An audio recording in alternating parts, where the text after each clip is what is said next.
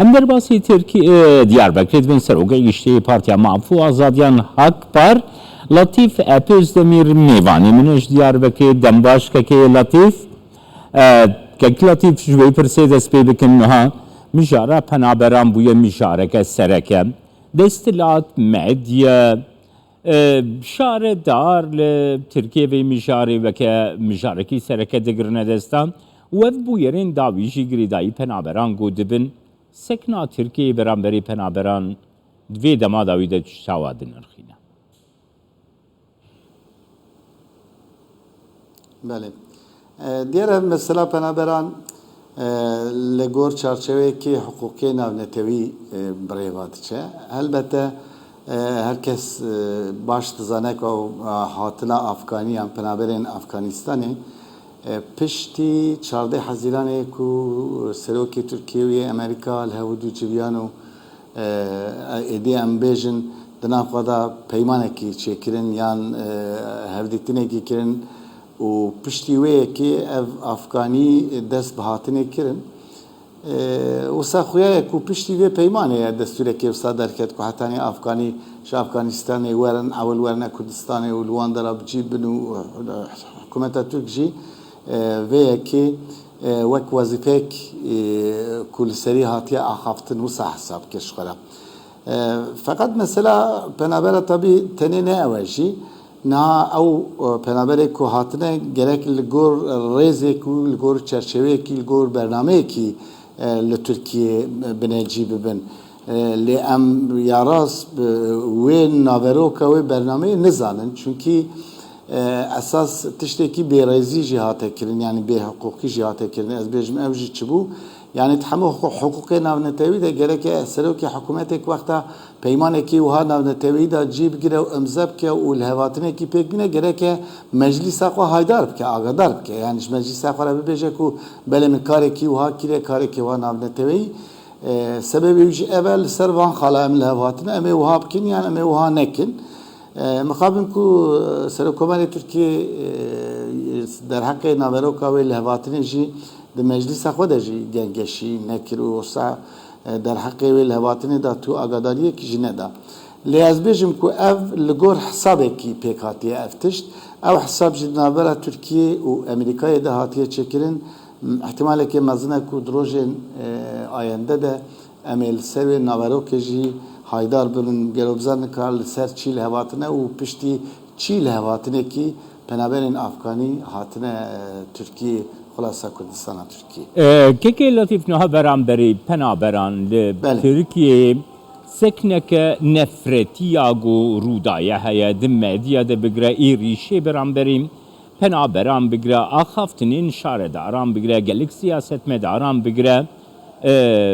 gotina nefretê ku li hemberî wa tê karanîn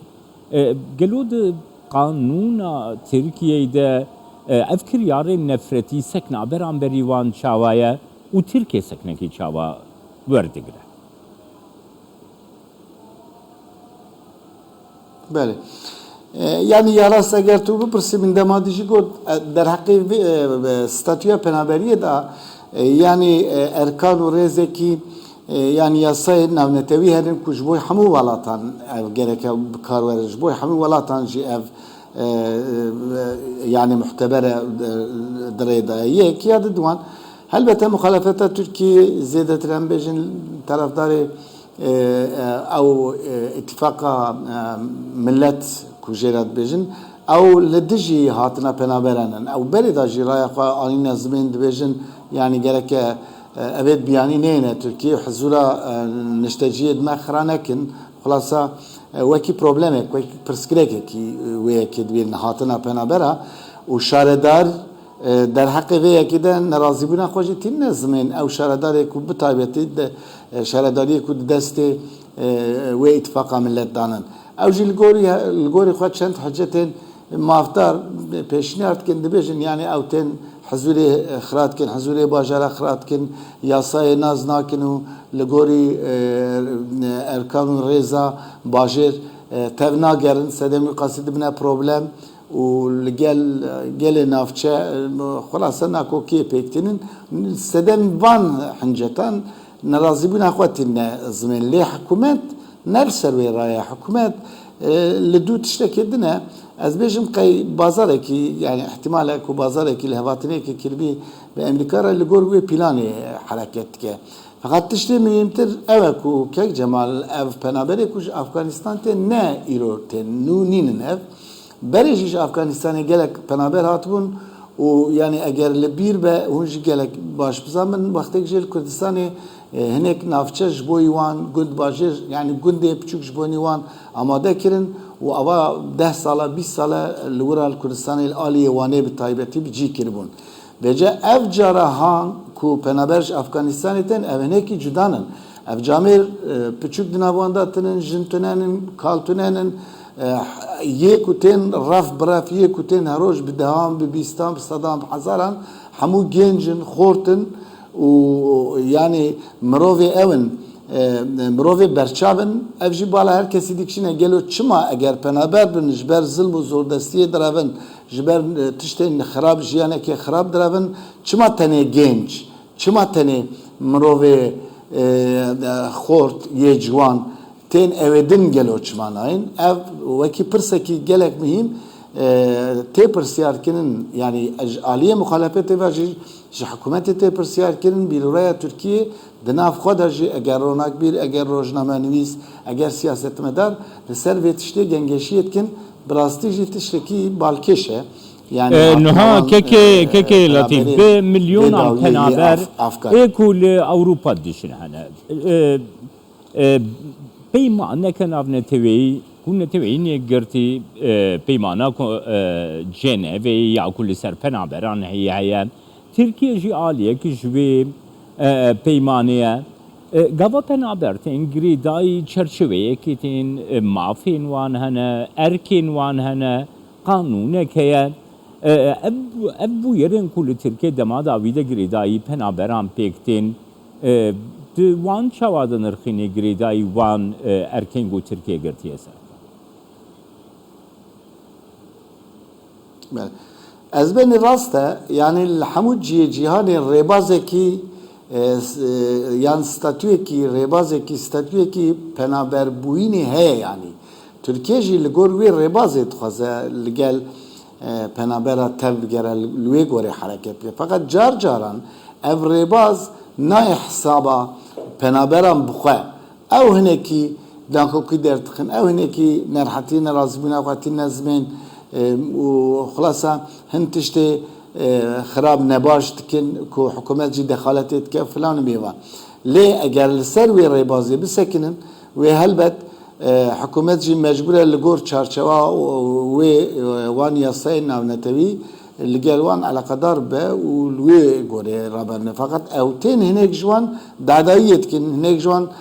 از بیشم یاسان ناسیت کن وی ریبازی ناپجرینن قبول نکن سدن بی قاسی پروبلم دارد که من وجه وظیفه حکومت اوه کو لگور چارچوا او ریبازان آمنتوی او یاسا و قایده و ام بیشن روچون نونتوی لگلوان حرکت که الوسا رابرونه و الوانجی وسا معامله بکه که لطیف نها بری چندین روزان altun daya Ankara تو نه وریش به هزارین که ساگو ایریش برنه سرپنابرین سوری هبون ایریش برنه دکانین وان ایریش برنه جهکو تیلی دیجینیریش برن زارو کین وانه گوهاتن بریندار کرن هبون مثلا افکر یارین گوتین کرن آلین ترکیه لسرخانیین وان آواهین وان چیکرن اف سکن شکو داریده بوچه اف نفرت روشا نفرتی پیدا بویا گریدای پنابر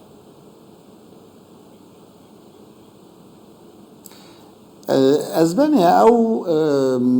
نابی رو رای که شوونیستی و نجات پرستی و گلک مهم گلک خطرناک گلک خطر لترکیه دا شیند به او بخواجی او بیرورای جی او هلوستا نجات پرست جی yani او سکن شوونیست جی راست جه حکومت yani جوه سیستما کو ایرو هیا جی اقتدارا ایرو yani نانودان خود دستینه جوه خواهید که yani جوه جسارت دستینه yani او نجات پرستی نتنه الهم بری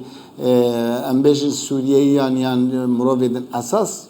ew nijadperestî, ew êrîş, ew nefret, ew kîndarî, ew rêk ava çend sala li hemberî Kurda jî bi kar tê kirin. Yani ew zêdetir li hemberî Kurda. Yê ku li hemberî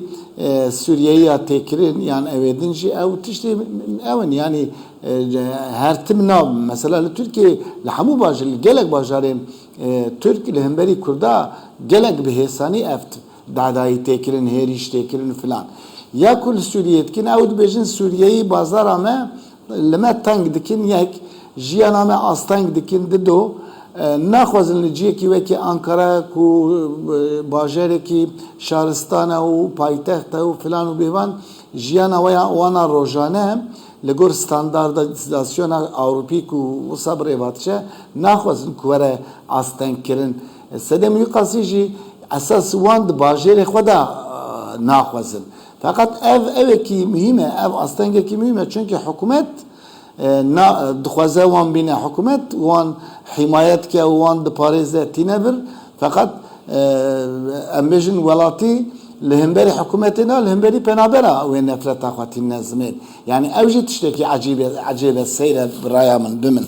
Sedem Yûqasî gerek emrov bibêje, yani ev nefret, yani ewa ku milletê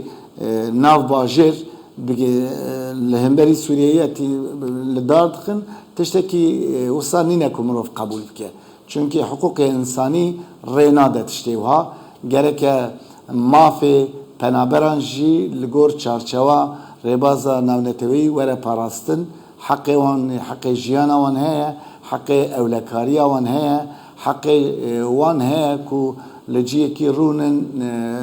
diştecî bibin, nam bixwin, dan bixwin û ciyana xwe berdewam bikin. Tiştê ku nîjadperestê Türk din bi rastî yekser xelet e. Eger problemekê wan hebî geleke nev Sûriyeyê ve bi hikûmeta wan re wî problemê xwe rabin çareser bikin. Xeletiyekî mezin e biraya min. Medê spasiyat etkim. Serokê Giştî Partiya Mafu Azadiyan Hak Par